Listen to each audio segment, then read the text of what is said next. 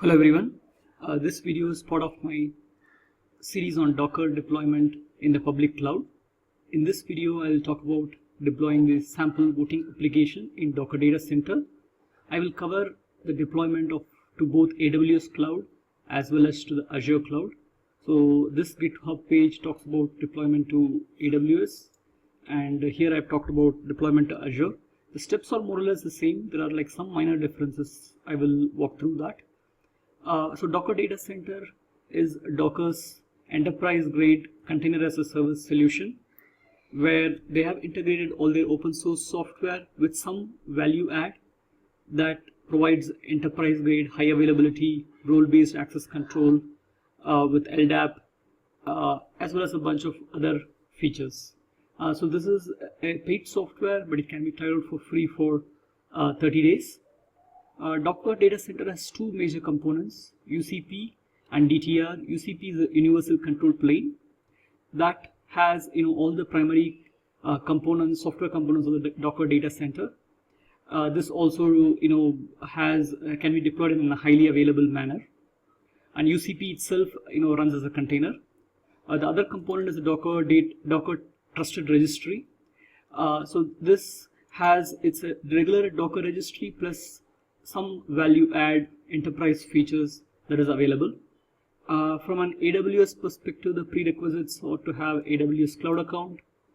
We need to have a Docker Store account, which is the same as a Docker Hub, and then we would need the license key. So pretty much there's two steps here. The first step is the installation of the Docker Data Center. So we can go to this link and follow the link to install the Docker Data Center. For AWS, this is deployed as a Cloud Formation template, which takes care of creating all the resources in the AWS Cloud.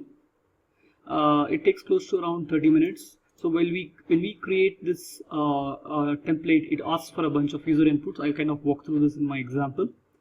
So once we have created the cluster, we can log in to both the UCP as well as the DTR.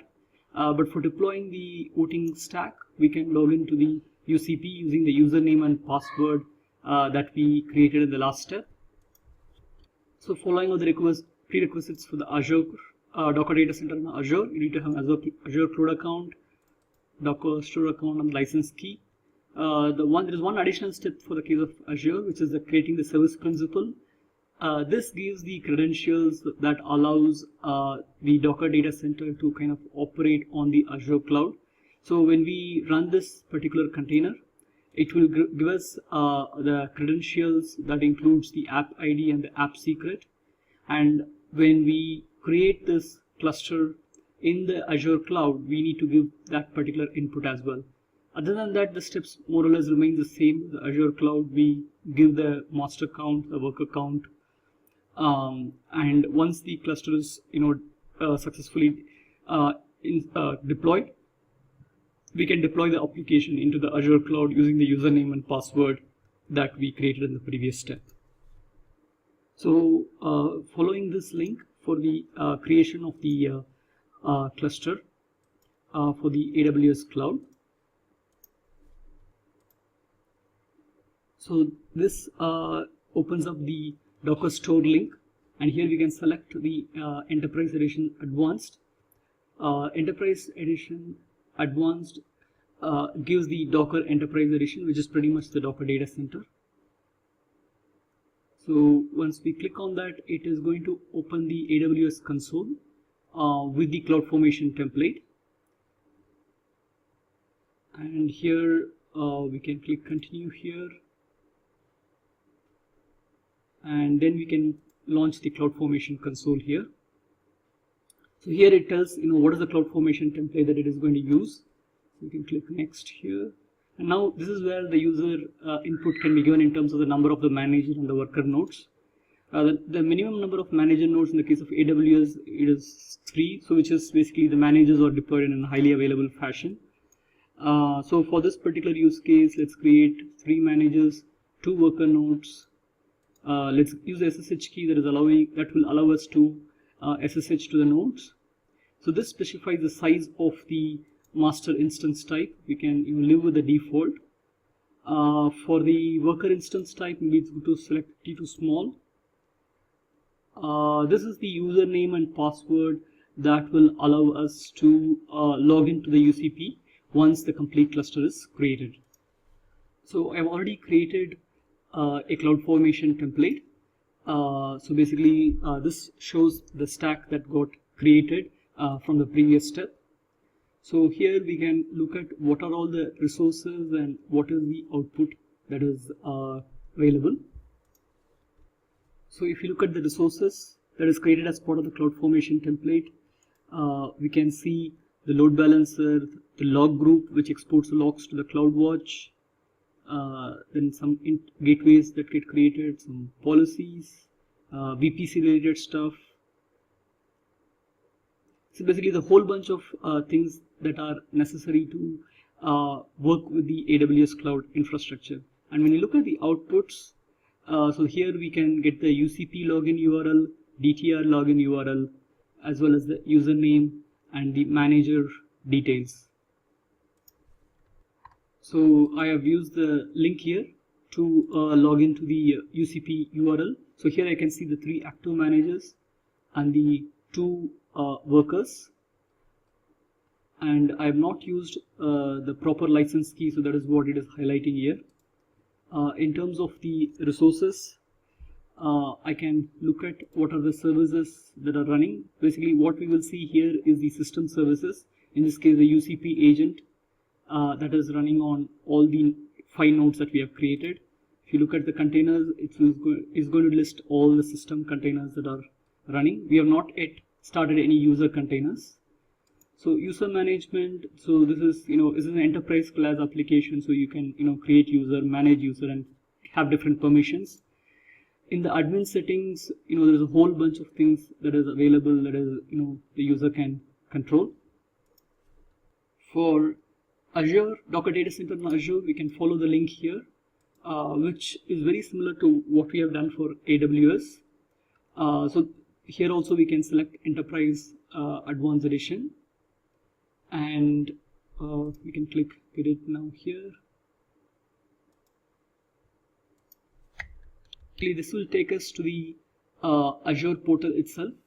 So here we can, this is used uses resource manager deployment model. So we can just click create here. So now here is where the user would need to input the whole bunch of parameters that is necessary to deploy the Docker data center. Basically this page contains the app ID and the app secret, which we would get when we run this container that we mentioned earlier.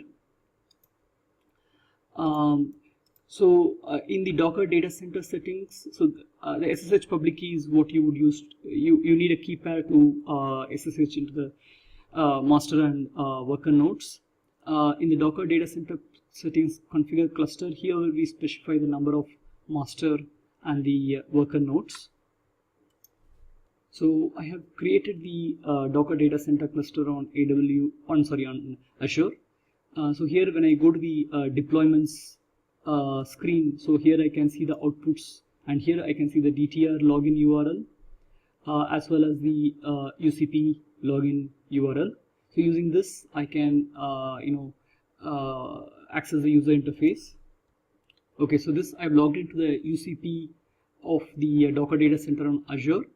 With Azure Cloud, we have a choice to have even one manager. It's not advisable to do this for a production use case because UCP itself will not be highly available with this approach. Other than that, pretty much it is the same as in terms of Docker data center for AWS or Azure. Now we'll walk through how do we deploy the voting app here. So we are on the UCP for AWS Docker data center view here.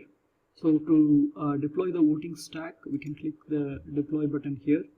So we can select the application name, and since this is running a swarm mode cluster, we can directly use the compose v3 format here. So here we can see the multiple replicas that is available for some of these services. Like for example, in this case, vote and result are exposed to the outside world, which means they are automatically linked through the AWS load balancer. So once we paste this stack file, we can click on the create.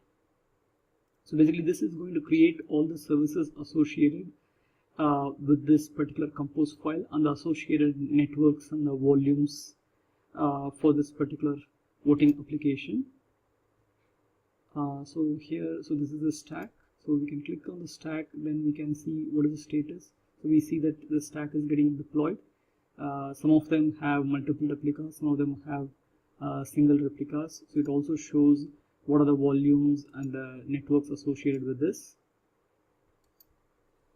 Okay, now we can see all the services are deployed successfully. So for example, now we can go to the vote service here. We can see the details of the service. So here we can see the task template, what are the ports that are published, and so here we can see what is the external port, which is the load balancer associated with the AWS. So we can click on that. So yeah, so this gets us to the vote service, and it's processed by a particular container ID. So if we refresh this, we should see that it should go to the other container ID here. Now in terms of the scheduling, it gives what is the restart policy, the constraints, the environment variables, what are the networks and the volumes associated with this. If you go to the containers tab, we can see all the containers that is running. In the nodes tab, we can see the three manager nodes and the 2 worker nodes. So in the networks and volumes and secrets tab, okay, we don't have a secret for this particular service, otherwise we will see it here. I have not tried to deploy the same service on Azure Docker data center, but that procedure more or less remains the same. Yeah, thanks for watching.